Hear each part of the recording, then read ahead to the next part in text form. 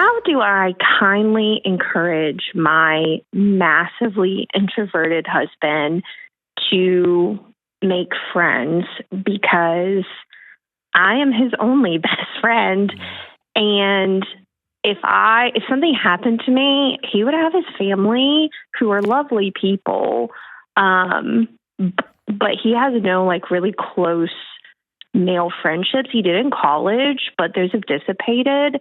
They still like group text occasionally, but am I making a mountain out of a molehill? Anthill? No, molehill. And is it? How do I go about this? Because I'm lost. No, I mean, there's multiple things here, but no, your instincts are right. Men are lonelying themselves to death in record numbers. Right. Yeah. They are Netflixing themselves to death. They are gambling themselves to death. They are lonelying themselves. They're pornographying themselves to death. They're just slowly dying. Most of that, I think, comes from there's no more shared purpose. There is zero shared purpose anymore. Mm-hmm. It doesn't exist. And I think there's not a like, that's why there's those long text threads. That was the last, like, there's reasons why 40-year-old men get together and still talk about that old football game that one time. Because that was the last time most men were a part of something bigger than themselves. Yeah. And I'm flying out to see my best friend tomorrow, and I'm coming back Sunday, and I know while I'm at work, I know exactly what he's going to do. While I'm visiting her, he's going to go to work. He's going to come home, take care of our dogs, cook himself dinner, watch a show or read a book, and go to bed. Like, I would bet my left arm that is what he's going to do. And it's not great. And it makes me sad. And I don't know what to do about it. Okay. But let's not judge him for the life that he's choosing. Get to the deeper pathology, or the deeper struggle here, to use a not nerdy word. Are you being asked to carry a disproportionate, or let me ask it this way. Have you become his trash dump? You're the only person he talks to about politics, about religion, about work, about money, about people, and you just get dumped on every day? I would describe it not as getting dumped on. I mean, but yes, I'm pretty much his everything. I'm his best friend. And we get, like, he is a lovely human. Like, we get along great. We have a ton of fun together. And he does have a coworker who he's like, a previous coworker, who he hangs out with like once every 3 to 6 months. And she's great. Like, they get along great. But like, that's kind of the extent of his socialization. And he had like some really good friends in college, but is he happy? Is he happy? Different. Is he happy, or are you seeing something in him that you're worried about? So we check in, and I ask, like, hey, are you happy? I haven't normally it's more in a romantic sense. But yes, like, he says he's happy. The last check-in we had was like a couple weeks ago, and it was great. Like, he said, hey, I am happy. And it was a little context. I was having a panic attack. He sat through it with me, and part of the panic attack was something that he said one way that I heard a totally different way. What was that? And what did he say? Basically, it was a Saturday, and we just got back from the grocery store, and he was about to go outside to mow the lawn and weed eat and do all that fun man stuff. And we were going to go see a movie, and I basically was just like, I don't think we have time. And so what he said was, it's okay, I'm used to it. And he genuinely meant that, like, it's okay, like, it's not a big deal. I heard it as, I am unhappy we don't get to go, do things like what I want. And that's not what he meant. That's how I heard it from my own issues and trauma and blah, blah, blah. So I had a panic attack. So it was kind of like the needle that, or the straw that broke the camel's back. And he saw me had it. He sat through the wisdom before with me and held my hand and, been great. And so he went outside after I finished, and then he came back in and was like, hey, I just want you to know, I'm really sorry I said, like, it came out that way. I love you and I'm happy. And that's the context that he said. So he just seems completely unbothered that he doesn't have any friends. And so I don't know if I'm making a big deal, but I know if he didn't have me, he would not have any close relationships. And it kind of... But hold on. It bothers me. I think two things. One, he may be such a good man in his mind that he always wants to make sure he's available for you in case something happens.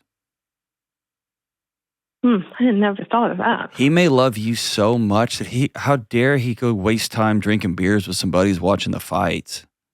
Because if my wife has a panic attack, if my wife isn't okay, I'm going to be here. That's true. And but I know, hold on. And it may be that you are making up a story in your mind that if it weren't for you, he would have nothing. A harder reality is, if you were to go away, he might have lots of fun and friends. You know why? No, hold on. You true. know why? Because he did before. Yeah. Just sit in it. Hold on. Just sit in it. He did before. And so the reality is he just might.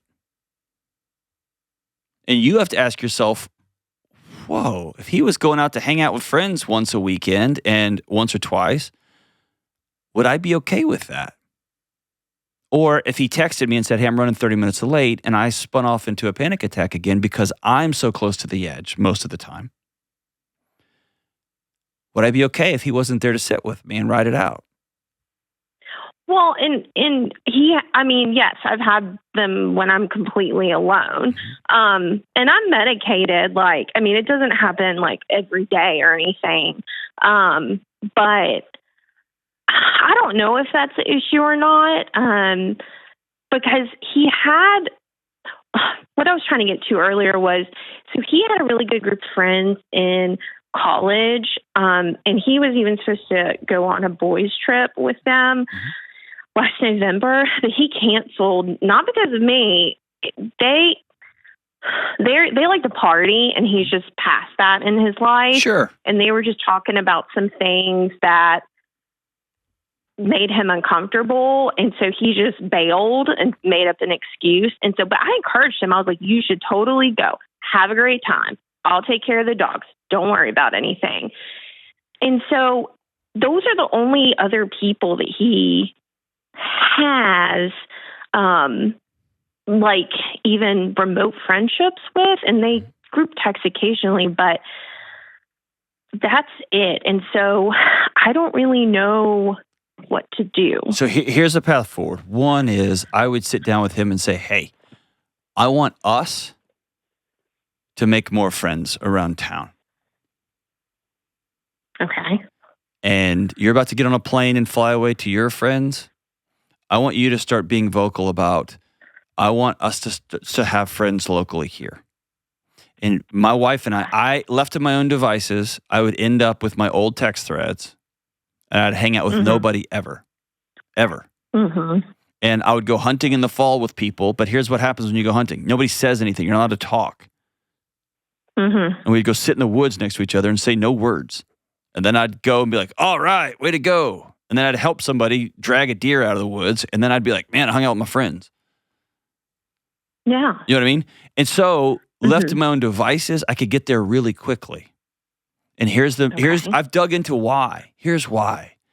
I have no shared experiences with somebody. And in a man's world, leading with emotions or with vulnerability is a way to get yourself excommunicated from the party.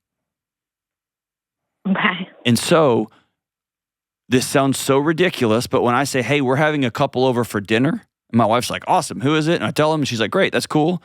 Now I've got a shared purpose. That's why guys go stand around a grill, because they can pretend that they're doing a thing. Yeah. Because in their normal day, if I just sit on a couch and be like, hey, bro, how's your heart? It'd be like, all right, I'm not coming back here. But when we grill together and we're shoulder to shoulder, and I can say, man, I've been worried about my finances lately. He can go without making eye contact. Yeah, I know, man. And, hey, can you help me build a fence? Can you help me move a thing? Andrew, who's over here running the screens right now, I asked him, can I hire you for a Saturday to teach me how to weld? And teach my son how to weld. I want my son to learn how to do it more than me. I think in the world he's inheriting, he's going to have to learn how to weld. So I want to know how to do it. And he knows how to do it. Yeah. But I didn't ask Andrew to come over to my house and share his feelings with me. But I promise you, through welding, spending a day welding together, he'll learn a lot about my feelings and how insecure I am. You get what I'm saying? And so setting up things that we can technically do together, or that there are shared experiences, or in our house, we had to put one on the calendar. We will have one couple, we'll have one group of people to our house once per week, period.